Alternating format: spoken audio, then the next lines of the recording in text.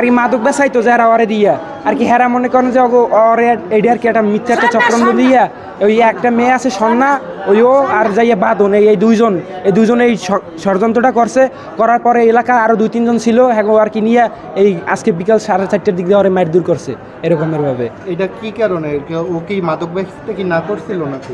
ও আর কি আমরা বাসা দিয়ে চাপ দিছি যে ভাই দেখো তোমার লগে 2 দিন পর ঝামেলা করতে পারবো না, আমাকে একটু সুস্থ থাকতে দাও, নাইলে আমরা কিন্তু সবাই মরে যাম তোমার লগে। লাস্টে ওরে আমরা নিয়ন্ত্রণে আনতে আর কি কইছি যে তোমার রিহাবে দিমু এই বিল দিমু পুলিশে দিমু করতে ওরে পুরো আর কি কন্ট্রোলে আনিয়ে ফেলছি।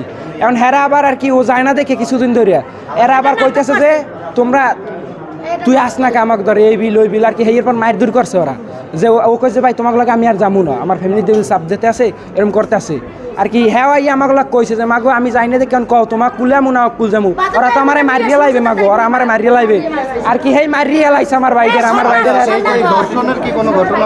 এইটা পুরো আর কি। এইটা তো ডিএনএ টেস্ট করলেই হয়, এটা তো ডিএনএ টেস্ট করলেই হয়। আমরা চাই যে এটা ডিএনএ টেস্ট হোক, এটা যদি বাস্তব হয় হেলে আমরা আর কোনো বিচার সামনে অর্থ বিচার হয়ে গেছে।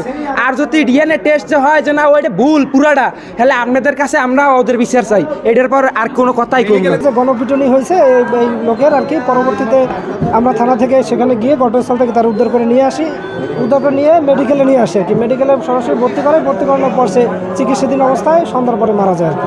ওনার বিরুদ্ধে কি অভিযোগ ছিল?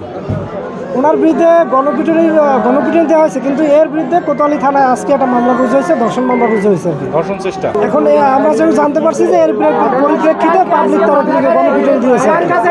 বাকিটাও কি আমাদের সিনিয়র স্যার পরবর্তী তদন্ত প্রক্রিয়া দিন আছে আর কি। এটা আইনগত ব্যবস্থা নেওয়া হবে আর কি।